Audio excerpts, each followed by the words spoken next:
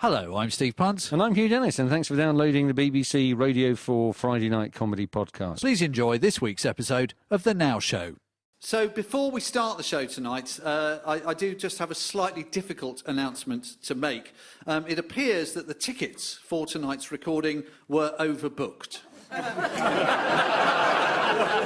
And the BBC do have some guests that they need to seat. So I'm afraid we are going to have to ask one of you to leave. Now, we have randomly chosen seat C23. So these two gentlemen here will escort you from the premises, if you don't mind. You will be reaccommodated at Gardener's question time. If the rest of you could stop filming, please. Who was in seat C23? Director General of what?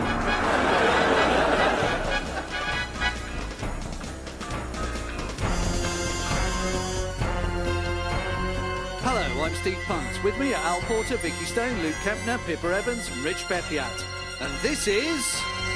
The Now Show!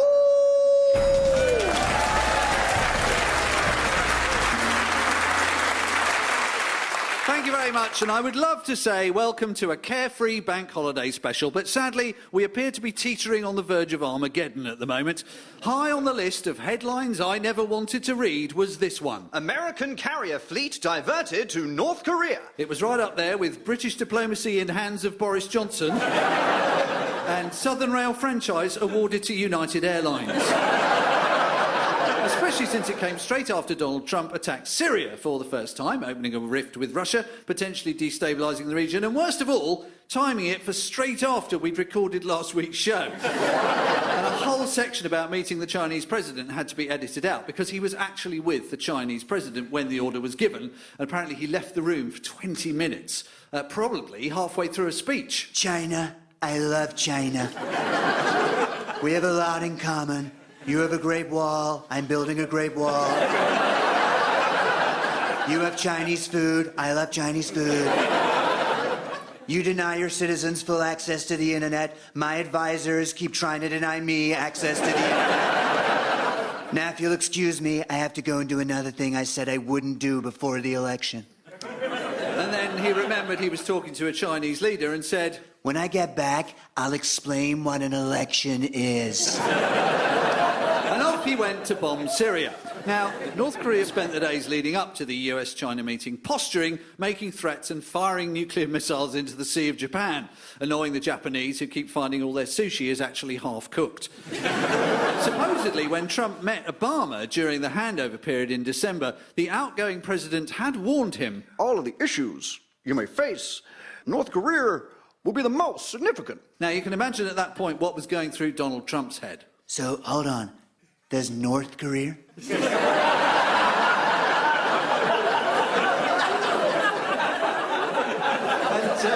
My favourite thing about all this was reading that the President of the US's view on the situation was that North Korea was... looking for trouble. Which is not just a rather casual way of describing a pariah state's quest for nuclear weapons. It's also a phrase that always reminds me of that song. I mean, it makes me wonder whether if that's what Donald Trump sings in the shower. If you're looking for trouble, you came to the right place. I will never look scared, cause got Botox in my face. I will take on dictators and stand up for my views as long as I have seen it on Fox News. Melania, where's my special shampoo? And it's all the more worrying that he sent a bunch of warships off to North Korea just a day or two after attacking Syria, especially since it rapidly emerged that the damage to the target there did seem to be limited. Syrian warplanes were taking off from the base the next day, meaning that Syrian airports are more operational after being hit by dozens of laser-guided missiles than ours are after 2 inches of snow. The runways survived unscathed, apparently, so either only hangars and buildings were targeted or Assad's tarmac contractor should really be brought in to do the M6. It also emerged that the Russians have been warned that the raid was coming, which is strange to think of because it means someone must have actually made that call. Hello, you are through to Kremlin hotline.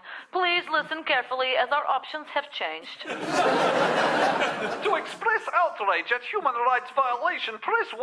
To inquire after missing opposition leader, press 2.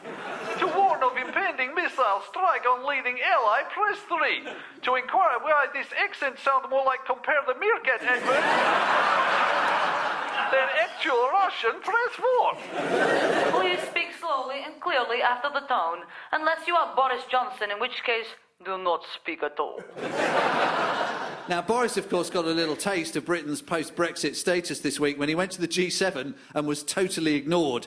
America has reversed its policy overnight on President Assad, but there doesn't seem to be much of a plan for what will happen if he leaves. Hard to believe that governments could fail to plan for what happens in the event of a decision to leave. But presumably, everyone would argue about who should be in charge until Theresa May is the only one left standing there going, "Ass exit means ass exit." But it wasn't just Russia who were warned. In a way, we were all warned it was coming because Trump had always said that he wouldn't attack Syria. There seems to be a rule that everything Trump does can be predicted from what he said he wouldn't do. It's like a new rule of physics. The outcome equals the inverse of the previous tweet times the square of that morning's TV news plus whatever his daughter thinks. And that, of course, was followed half an hour later by a statement from the President's press spokesman, Sean Spicer, who has clearly never heard the phrase, "If you're in a hole, stop digging." He dug himself into a hole this week so deep, there's probably a whole edition of Time Team devoted to it. Day 3, and our archaeologists are very excited.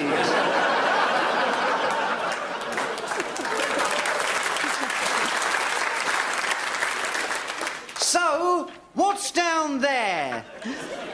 Well, Tony, we've gone through a layer of Victorian rubble, some medieval pottery, through a Roman rubbish dump, gone past an Iron Age grave and the bones of a large dinosaur. And if you look right down to the bottom of the hole, you can see Sean Spicer still digging.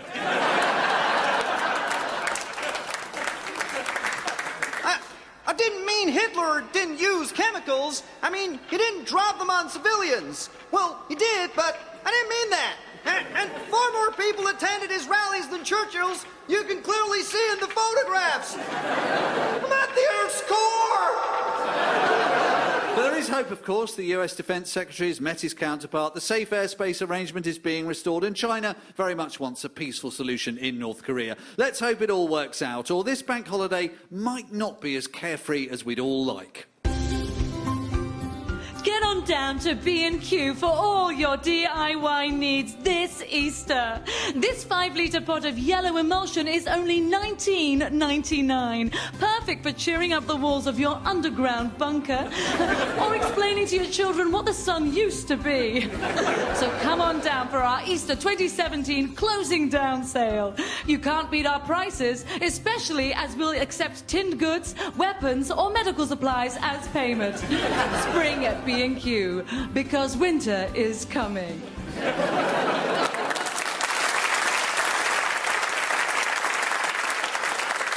Next up is a writer, filmmaker and journalist who has been described by Hugh Grant as hilarious, brave and strangely arousing. We're not going to argue with that, so here to discuss the exciting world of EU farming subsidies, please welcome Rich Peppiatt.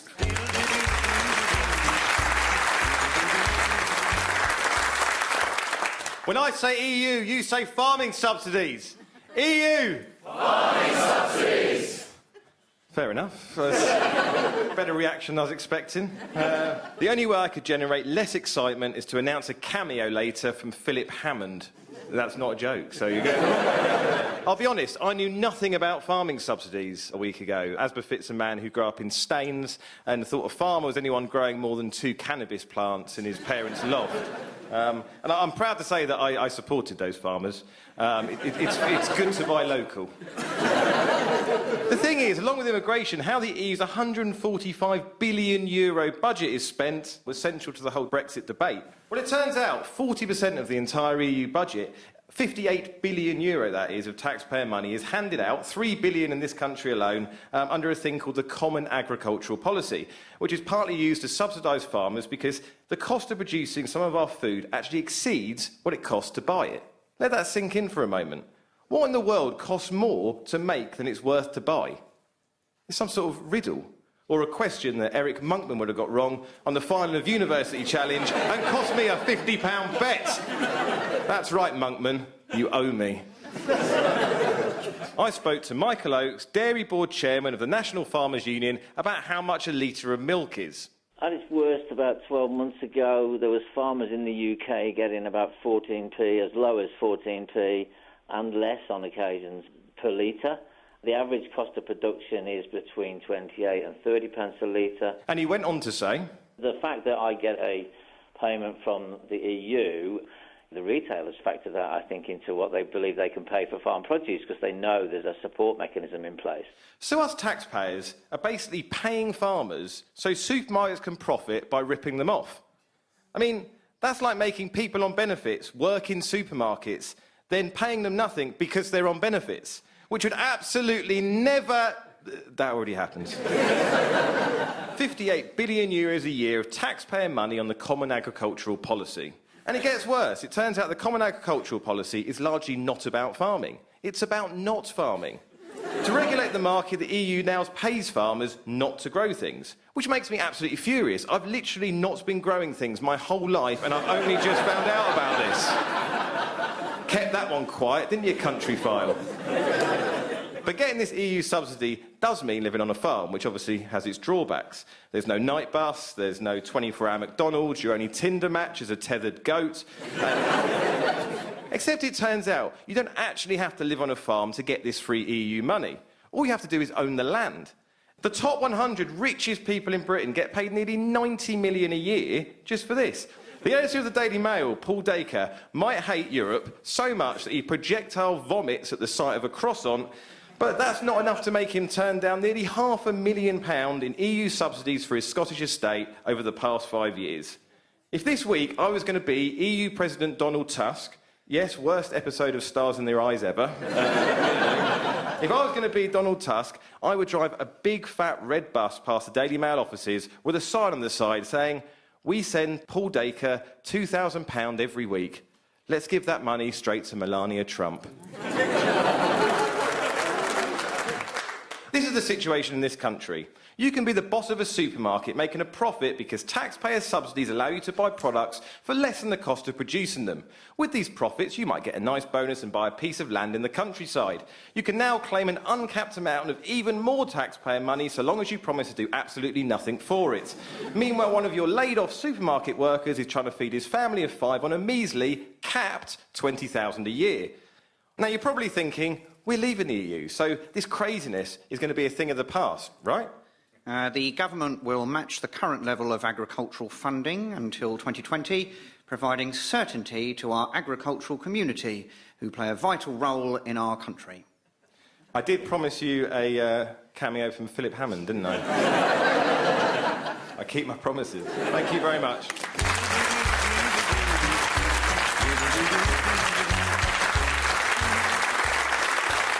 A comedian, composer and presenter on BBC Radio 3. We've nabbed her across to Radio 4 for the evening. She'll be on 5 Live tomorrow before covering a shift on 6 Music at the weekend. It's Vikki Stone. As mentioned earlier, social media this week was dominated by the news that United Airlines forcibly removed a passenger who refused to get off an overbooked plane. Despite all the media attention, I think there are, quite frankly, better ways to get kicked off a plane.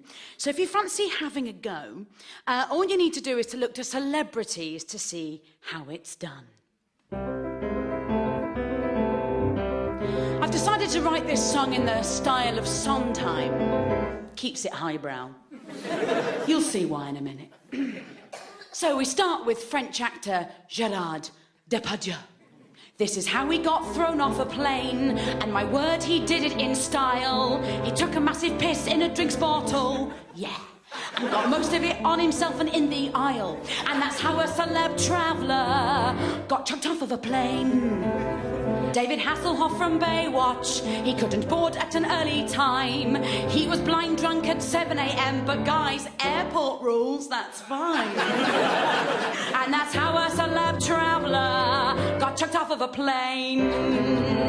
The first wife of the American president has the vocabulary of a trucker. She got lobbed off her long-haul flight. She called a kid a little Alec Baldwin refused to turn off his phone and go along with the rabble. He wouldn't stop playing words with friends. Was it worth it, Alec? I mean, it is a poor man's Scrabble. I think we've all now got the gist. I think we've learned some vital lessons. Switch off your phone, don't get too pissed, or try to board a plane with weapons. Spare a thought for our celebrities. Think of Depager with peace running down his knees. If Ivana Trump midway through a swearing spree, or Alec Baldwin stuck with a Q and 6 E's. But that's how a celeb traveller got chucked off of a plane. My apologies to Mr. Sondheim.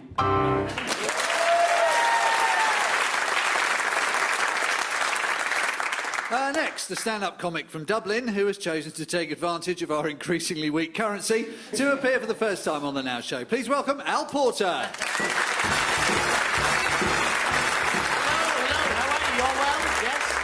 It's good to be here. If anybody is wondering, by the way, just so that we're comfortable, because I know you don't know me, if you're going, oh, you know, is he, isn't he?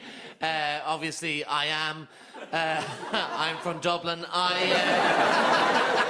Shut your face. What do you think I was going to say? And it is Good Friday in Ireland, and that is why I'm delighted to be here, because I can have a drink.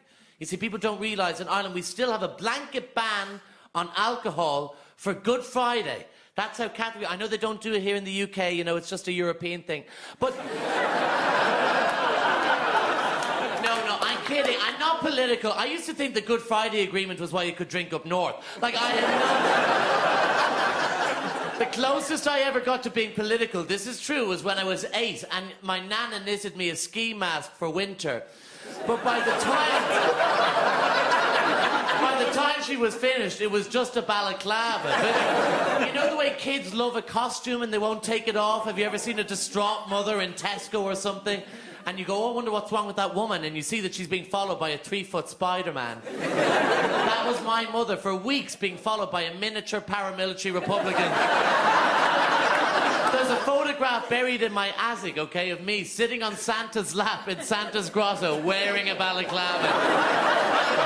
I put it out for a caption competition in Ireland, and the best one was, what would you like for Christmas? A United Ireland, Santa?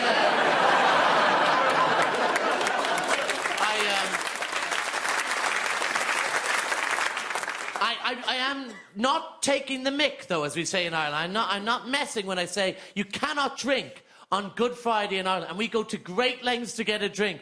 People take the ferry, people book onto a train because you're allowed to drink on the train, but there are train strikes now, so it's just carriages of alcoholics for hours. Why do you think I'm doing this show? I get on the plane. I hate planes as well. People always think I'm the air steward. Well, I'm not allowed to be camp. When I came out, my parents were like, Al, you need to come in. But genuinely...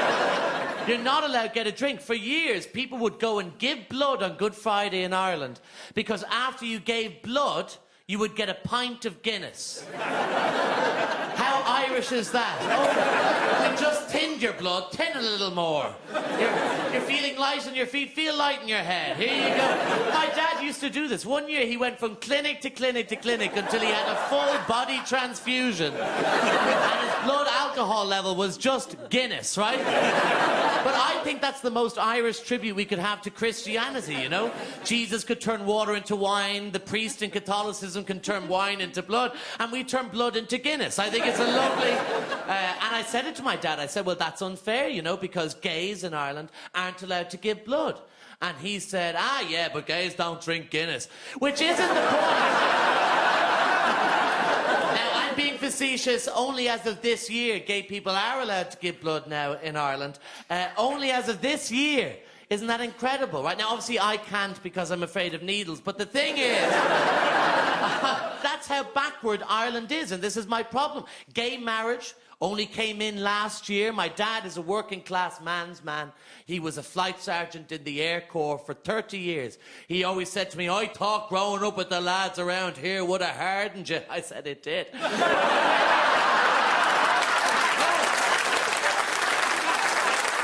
listen.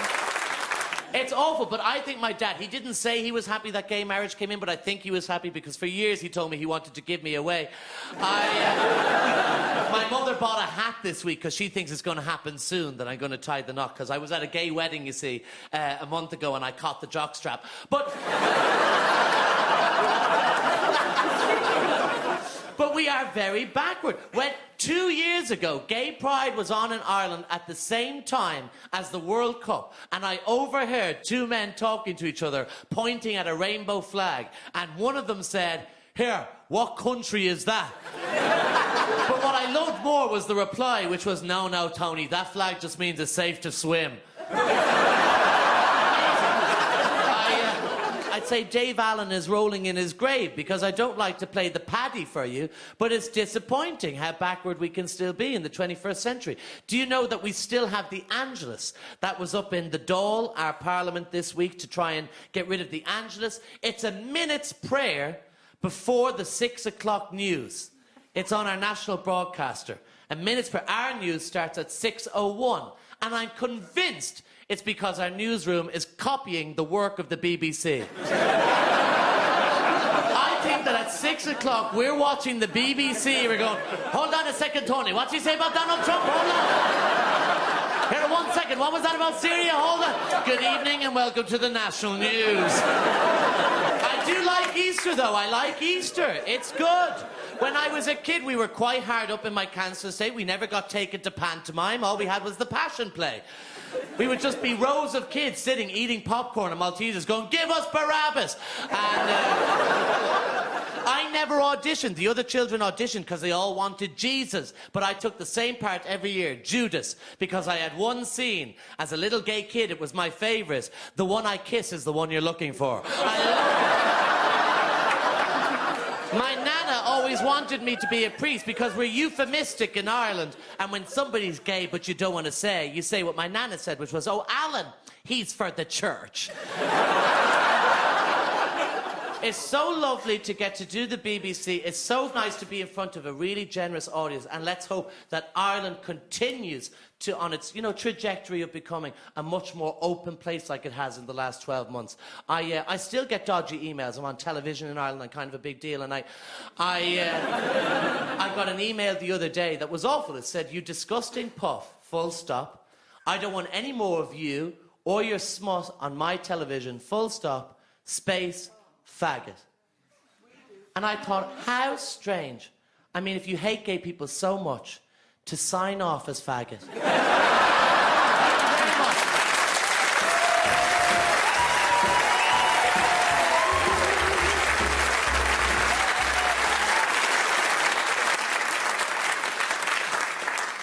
So, with the school holidays in full swing, spare a thought for the more than 50,000 children currently on the waiting list to join the Cubs and Brownies. Because apparently there's a shortage of adults prepared to volunteer as leaders and brown owls. And some children are facing long waits before they can join a pack, and this could lead to confusion when recruiting. Next. What's your name? Tony, miss. Oh, so you're here to volunteer as a scoutmaster? No, I'm still waiting to join the Cubs. All right. What badges are you interested in? Car maintenance and divorce. It used to be suggested that the Scouts felt old-fashioned, but surely not, since they appointed Bear Grylls as Chief Scout and updated the achievement badges to include rabbit skinning, poisoned foot sucking and advanced urine drinking. There are getting on for 500,000 Scouts and Guides in their various forms, and I'm sure many of us served time for a while, 30th Reigate Pack in my case. And to tell us more, please welcome from the 4th South Croydon comedian and friend of the show, Lucy Porter. Hello. So, tell me about your experiences in the Brownies. So, yes, I was in the full South Croydon. I was in the Brownies. I went to Guides briefly. Then I discovered scouting for boys, which was much more interesting. But, yeah, I was in the Brownies and loved it, absolutely loved it. I mean, it was sort of an innocent pursuit. I was a seconder. I never made it to sixer because that cow Marie Boxall got in my way. Never quite leaves you, does it? Oh, where is she now, eh? Is she on Radio 4? No, you're not, Marie Boxall. And what about the activities, the badges, the activities badges. and stuff like that? I loved the badges. I got the entertainer badge. I got the hostess badge. The hostess badge is just a picture of a cup of tea. Obviously wasn't a very ambitious hostess. There weren't any biscuits or anything. I got the jester badge, unsurprisingly. But I can still remember one of the jokes I told for the jester badge, which was, "Why did the sand blush? Because the seaweed." And I quite look at that woman, she's shocked. that. It was edgy. It was edgy. I was the Frankie Boyle of the 4th South Korea. They do different badges now. I did actually have a look at the badges they do now. They get to do crime prevention and world issues, which seems like a lot of responsibility for children. Given that I'm not even sure the President of the United States can take those on. We did sort of the outdoor activities as well. We used to go camping, but we used to go camping in the local park. And given that was in Croydon, we never had to actually light a bonfire. We just used to toast our marshmallows over the burning cars. Do you think, I mean, there appear to be a lot of children still waiting to join, and yet it has this image of being slightly anachronistic. Do you think it's an old-fashioned thing? I suppose, well, I mean, definitely when I was in it, it was, you know, you had to swear allegiance to the Queen, you had to go to church. Although, in a way, that wasn't... In the 80s, you had to do that to get a Blockbuster video card. It wasn't, you know... it wasn't so different. But I think now, though, it has moved with the times, because, again, I was looking at the guiding website, and they're quite groovy now. They do a lot of stuff for their LGBT members. They go to the Pride marches. I think they're quite positive, sort of feminist role models now. They've even got a Smashing the Patriarchy badge. Which, obviously, if you win that one, you have to get your dad to sew it onto your uniform for you.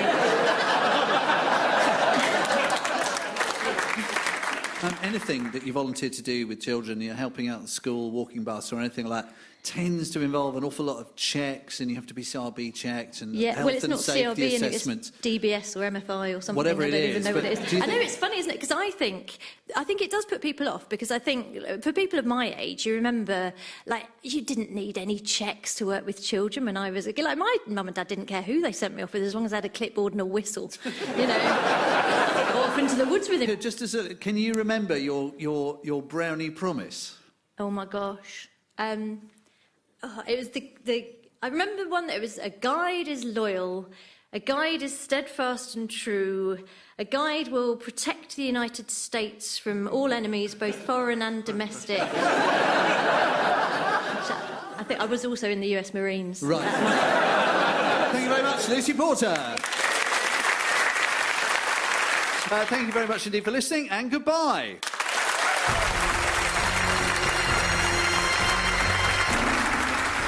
You've been listening to The Now Show, starring Steve Punt, Al Porter, Vikki Stone, Luke Kempner, Pippa Evans, Rich Peppiatt and Lucy Porter. It was written by the cast with additional material from Ed Amston, Tom Cole, Sarah Campbell, Stuart Laws and Robin Morgan. The producer was Joe Nunnery. It was a BBC Studios production.